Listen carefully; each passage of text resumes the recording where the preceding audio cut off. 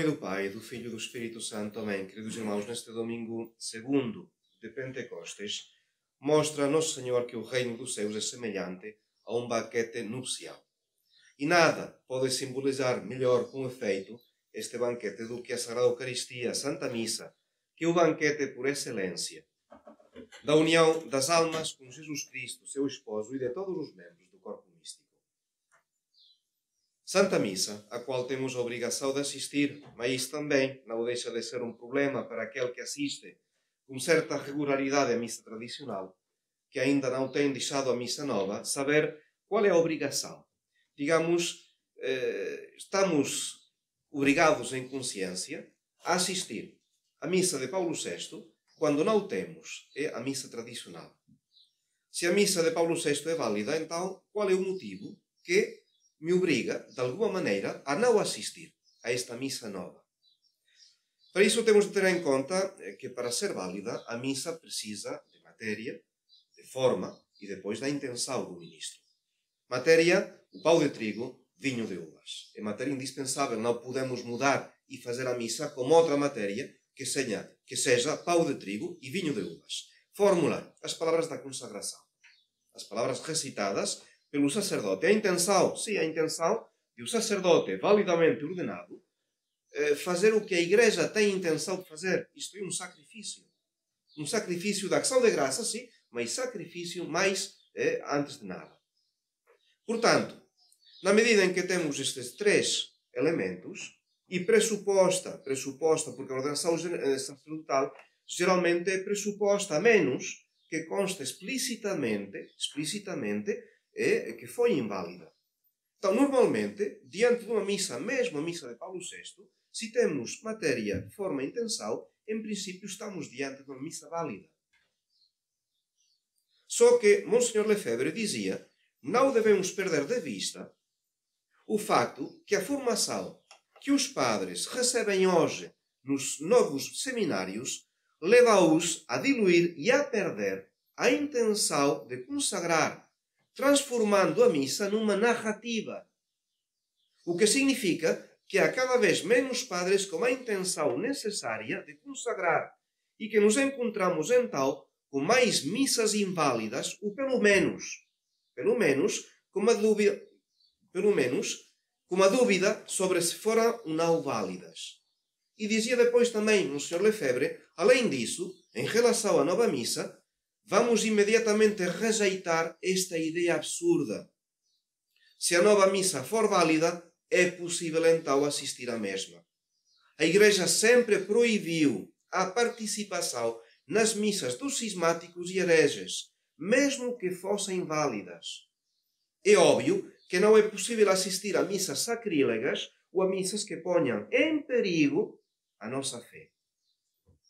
Então, a Fraternidade Sacerdotal de São Pio X nunca negou que a missa nova possa ser válida, mas sempre negou que seja lícita, isto é, legítima. Roma continua sempre a exigir da fraternidade a aceitação do Concílio Vaticano II, isto é, faz parte do magistério da Igreja, segundo a validade da nova missa, mas elas o que entendem por validade da nova missa é que foi um rito legalmente promulgado, isto é, tem força de lei na Igreja. E então estão obrigados também os padres da fraternidade a reconhecer a missa nova e a celebrar a missa nova. E foi sempre o que a fraternidade recusou. Não aceitamos nem o Concílio Vaticano II, nem a legitimidade deste novo rito, porque não exprime a fé da Igreja. É o famoso adágio lex orandi, lex credenti, isto é, a norma de oração deve corresponder à norma da fé. Isto é, a fé se manifesta através da oração. E uma vez que a nova missa foi concebida como uma celebração ecumênica, no sentido de querer restaurar a unidade com os nossos irmãos separados, revela-se então que, embora possa ser válida, já não é uma missa lícita, não é um rito legítimo da Igreja, não exprime adequadamente a fé da Igreja. E Monsenhor Lefebvre aclarava, mesmo que a nova missa for válida, mesmo que não fosse sacrílega, ou fosse mesmo em latim, a missa nova em latim, foi reformada de acordo com princípios ecumênicos e protestantes, pouco a pouco transmite um espírito protestante, perde o seu caráter místico e sobrenatural, o seu caráter hierárquico e real, já não tem o seu caráter dogmático, expressivo da nossa fé católica. É, portanto, perigoso, especialmente quando frequentada regularmente, lenta, mas seguramente, como as palavras de Monsieur Lefebvre são bem precisas, não é? Lenta, mas seguramente diminui e corrompe a fé. Por conseguinte, só raramente e por razões sérias devemos assistir, tendo o cuidado de evitar qualquer coisa que nos obrigue a fazer concessões odiosas, tais como a comunhão na mão ou de pé, o tomar parte ativa nas leituras. Nesses casos, pode-se ler a missa no antigo missal e juntar-se de todo o coração às verdadeiras missas celebradas no mundo. Mas será então que a missa de Paulo VI, a nova missa, continua a obrigar em consciência? Tenho a obrigação de ir no domingo à missa nova, se não tenho a missa tradicional? Também palavras de Monsieur Lefebvre. Estas novas missas não só não podem ser objeto de uma obrigação para o preceito dominical, como também devemos aplicar-lhes as regras da teologia moral e do direito canônico, que são as da prudência sobrenatural no que diz respeito à participação e assistência a um ato perigoso para a nossa fé, ou eventualmente sacrílego. É por isso que rejeitamos esta missa, apesar da sua validade, e nos recusamos categoricamente a exortar os fiéis a assistir a essa missa. Tentamos manter afastados os fiéis dessas missas que, pouco a pouco, destroem a fé do celebrante e dos fiéis. Então, a posição da fraternidade é bem clara. Mesmo que a missa nova consiga ser válida, não é boa. E devemos afastar-nos na medida possível. Como dizer, a lei de Deus ordena que santifiquemos as festas. É preceito, terceiro preceito do nosso decálogo. E a Igreja vai aclarar como santificar as festas, isto é, assistindo nos domingos à Santa Missa. Mas esta lei da Igreja de assistir à missa admite exceções. Quando eu estou doente, não tenho obrigação de assistir à missa. Uma mãe que acaba de dar luz, de ter o seu bebê, fica temporariamente desculpada desta assistência à missa. Há motivos que fisicamente fazem que eu não tenha uma obrigação de assistir à missa. Santifico o domingo, atenção. O conselho da fraternidade é sempre, se eu não consigo assistir à missa tradicional, continua a ser o domingo o dia do Senhor. E então vou substituir esta assistência física, presencial, à Santa Missa, vou tentar assistir à missa pela net. Hoje que está fácil ter uma missa tradicional através da net. Ou, se não tenho a net ou não quero assistir à missa net, simplesmente vou dizer um segundo terço. Vou fazer uma leitura espiritual. Vou fazer do domingo um dia santificado. Estão a ver? A fraternidade não é dizer, não tenho missa, então ficam livres. Não. O espírito da lei é realmente fazer do domingo o dia santificado, um dia que pertence a Nosso Senhor. E vamos dedicar uma parte desse dia, o tempo que nós assistiríamos à missa, vamos dedicá-lo a uma atividade que santifique esse dia. E aqui não se trata de um impedimento físico, se trata de um problema moral.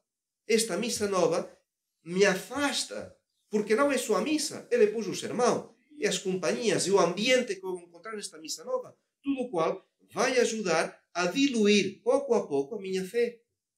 Uma só ocasião não será suficiente, mas o facto de eu habituar-me a esta missa nova acaba por também diluir as minhas convicções, porque estou a participar de uma missa que não transmite a fé católica.